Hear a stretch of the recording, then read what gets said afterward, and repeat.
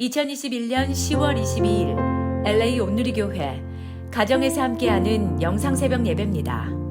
오늘 말씀은 욥기 11장 1절에서 11절 말이 많으니 라는 제목으로 말씀 전해주십니다. 나아마 사람 소발이 대꾸했습니다. 말이 많으니 대답은 해야 하지 않겠는가? 말 많은 사람을 의롭다 하겠는가? 속빈 자네의 말에 사람들이 잠잠히 있겠는가? 자네가 비아냥거리는데 자네를 망신 줄 사람이 없겠는가?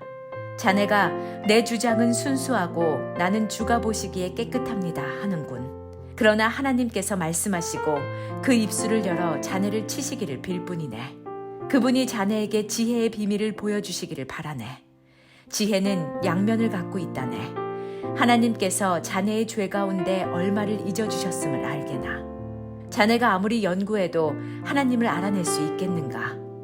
자네가 전능하신 분을 완전히 찾아낼 수 있겠는가? 하늘보다 높은데 자네가 무엇을 할 수 있겠는가? 지하 세계보다 깊은데 자네가 무엇을 알 수 있겠는가? 재보자면 땅보다 길고 바다보다 넓단 말일세. 그분이 두루 다니시며 사람을 잡아서 재판을 여시면 누가 그분을 막을 수 있겠는가? 그분은 허황된 생각을 하는 사람들을 알아보시는데 악을 보고 분간하지 못하시겠는가? 할렐루야. 10월 22일 금요일 새벽 예배에 함께 하시는 여러분들을 주님의 이름으로 환영합니다. 우리 함께 찬양으로 하나님께 영광 돌리겠습니다.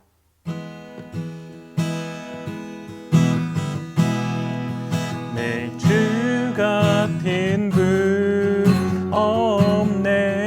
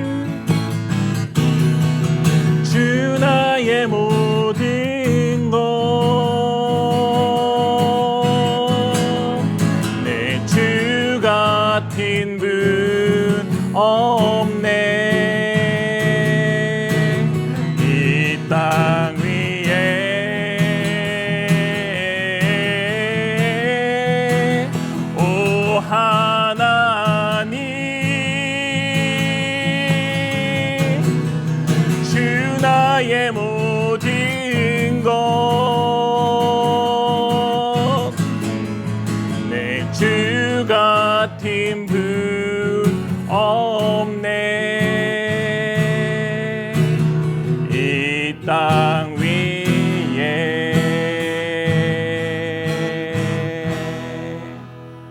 아멘. 할렐루야. 10월 22일 금요일입니다. 오늘도 함께 하시는 모든 분들 주님의 이름으로 축복하고 환영합니다. 말이 많으니 라는 제목으로 오늘 말씀을 전합니다. 제 친구들 중 어릴 적만 교회를 다니고 그 뒤로는 교회를 안 다니는 친구가 한 명 있습니다. 제가 한 번은 왜 교회를 안 다니냐고 묻자 이 친구가 어릴 적 교회에서 겪었던 트라우마를 이야기를 해주더라고요. 그가 어릴 적에 교회를 다니던 무렵에 이 친구는 참 교회를 좋아했다고 합니다. 교회 선생님들도 너무 좋고 친구들과 함께 지내는 것도 너무 좋아 교회를 매일 가고 싶다고 이야기까지 했었더라고요.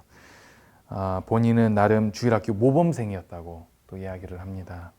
그런데 그 친구가 한 8살 때쯤 이런 사건이 있었다고 하는데요. 주일 예배 도중 옆에 있던 어느 친구가 설교에 대해 질문이 있었는데 그 친구에게 도움이 되고자 조용히 속삭이며 답해주고 있었다고 합니다. 그런데 그때 그 담당 전도사님께서 제 친구 이름을 큰 소리로 부르시면서 혼내셨던 것이죠.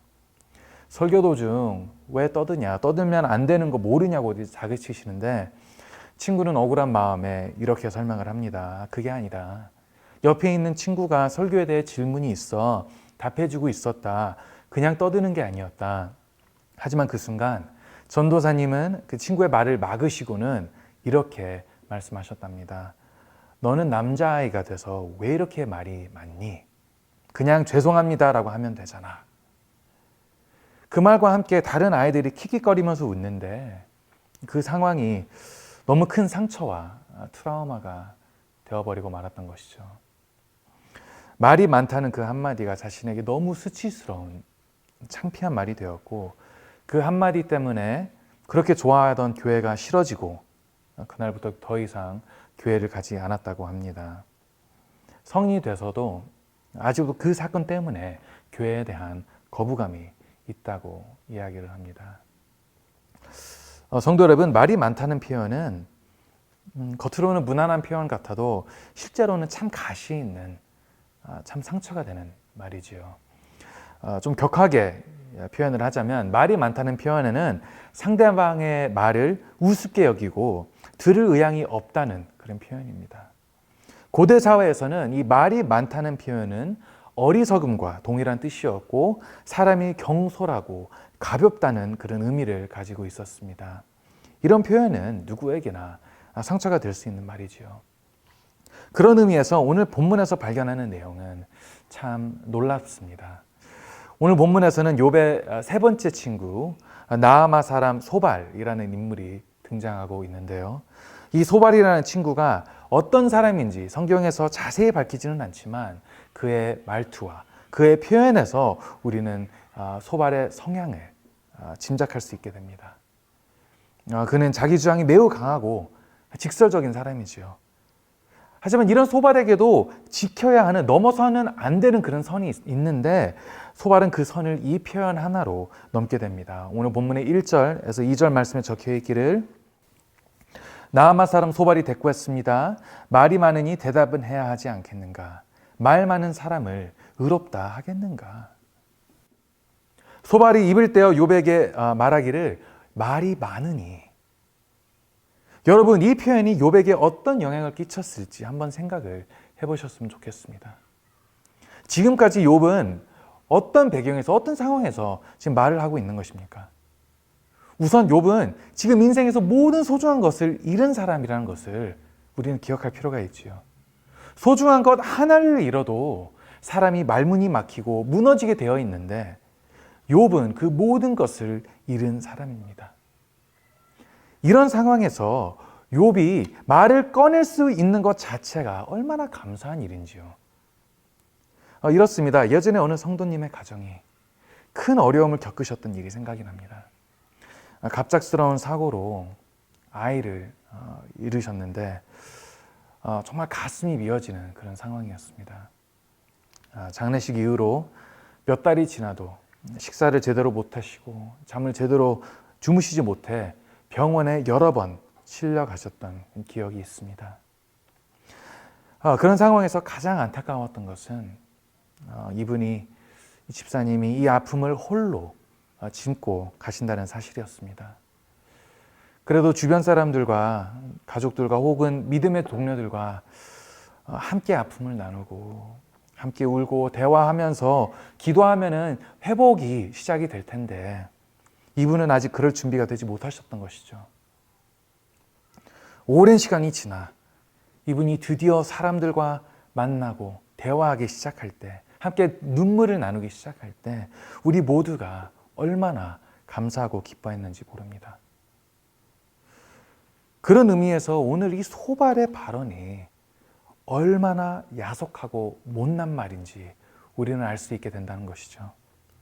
위로한답시고 찾아온 친구들이 욥에게 잘못을 탓하고 그를 손가락질할 때 욥이 너무 억울한 나머지 마지못해 답변을 하고 있는데 그런 욥에게 말이 많다고 나무라는 이 소발의 모습 얼마나 야속합니까?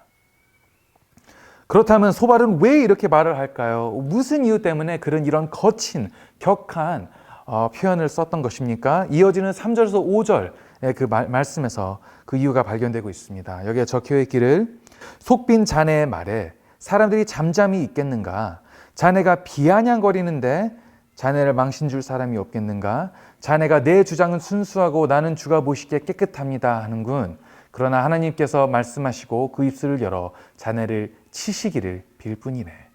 여러분 3절에서 소발이 욥에게 말하기를 자네가 비아냥거리는데 누구를 향해 욥이 지금 비아냥거린다는 것입니까?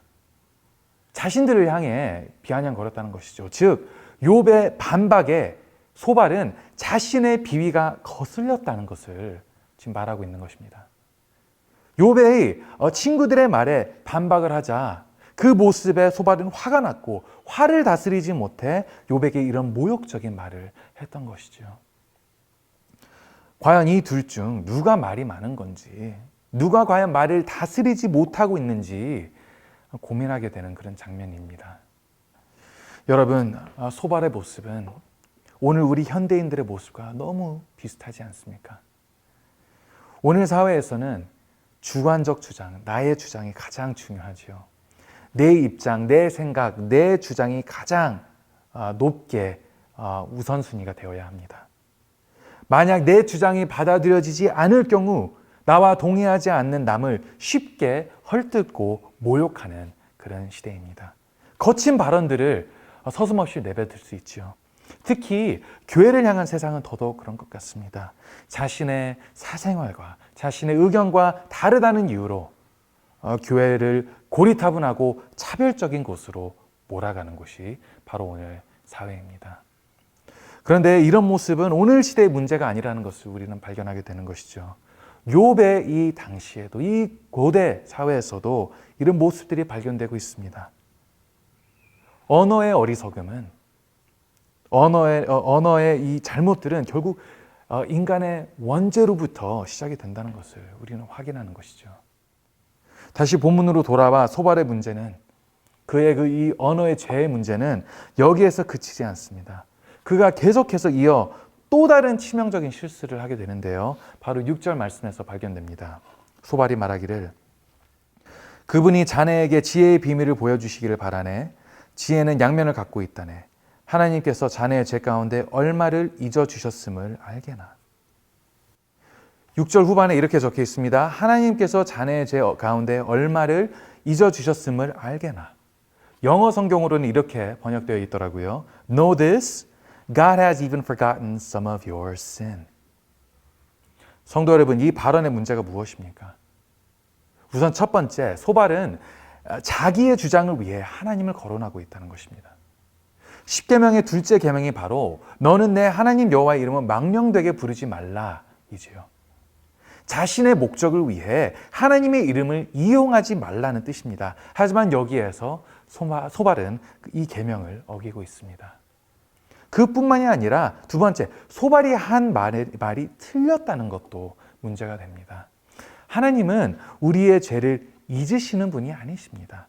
우리의 죄를 알면서도 우리를 용서해 주시고 우리가 용서를 받을 수 있도록 허락해 주시는 분이시죠. 하지만 소발은 자신의 주장을 더 굳건하게 만들기 위해 하나님에 대해 이런 틀린 말을 서슴없이 쉽게 내뱉을 수 있었다는 것입니다. 결국 말이 많다고 하는 자가 말 많은 모습을 보이고 있는 그 모습이 지금 본문에서 드러나고 있다는 사실입니다. 사랑하는 성도 여러분, 주어진 말씀에서 오늘 우리가 배워야 하는 교훈이 있다면 그건 바로 언어의 지혜입니다. 우리는 말로 남들에게 상처를 입히고 말로 죄를 짓습니다. 말로 곤란한 순간들에 빠지고 말로 하나님을 모욕하기까지 하는 이런 모습, 오늘 본문에서 발견하게 되는 이 소발의 모습은 그 다른 누구가 아닌 바로 말의 조심성이 없는 우리의 모습이라는 것이죠. 성도 여러분, 오늘 우리에게 절실히 필요한 것은 바로 말의 절제와 언어의 지혜입니다. 지난번에도 말씀을 드렸지만 말에는 힘이 있습니다. 말로 사람을 죽이고 말로 사람을 살리기도 합니다. 말 때문에 전쟁이 일어나기도 하고 말로 전쟁이 끝나기도 합니다. 하나님은 말씀으로 세상을 창조하셨고 그분의 형상으로 만들어진 우리도 언어를 사용할 수 있게 되었습니다. 이 축복에는 책임이 따른다는 것이죠. 우리는 우리의 언어로 어떤 일들을 하고 있습니까? 하나님을 찬양하고 주변을 살리는 언어 생활을 하고 있습니까? 아니면 혹시 소발의 모습이 우리에게서 발견되고 있습니까? 성도 여러분, 이런 질문으로 함께 고민하고 묵상하기 원합니다. 오늘 우리의 언어 생활은 어떻습니까? 오늘 우리가 말을 줄여야 하는 삶의 자리는 어디입니까? 우리에게 변화가 필요한 말의 영역은 무엇입니까? 오늘 말씀을 마무리하며 야고보서 3장을 나눠보자 합니다. 야고보서 3장 9절, 10절에 말씀에 적혀 있기를 우리는 혀로 주와 아버지를 찬양하기도 하고 또 그것으로 하나님의 형상을 따라 지음받은 사람을 저주하기도 합니다. 찬양과 저주가 한 입에서 나오니 내 형제들이여 그래서는 안 됩니다. 사랑하는 성도 여러분, 언어로 하나님을 기쁘게 하는 우리가 되길 원합니다. 우리의 입술로 하나님을 찬양하고 주변을 축복하고 살리는 그런 우리가 되기를 원합니다. 진정한 찬양과 사랑의 입술을 가진 저와 여러분들이 되시기를 오늘도 다짐하고 오늘도 각오하는 우리가 되기를 이 시간 주님의 이름으로 축복합니다. 우리 함께 기도하겠습니다. 사랑의 하나님, 이 시간 회개의 자리로 나아갑니다.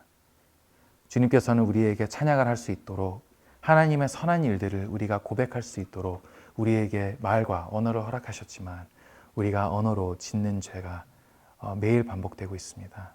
주님 용서하여 주시옵소서.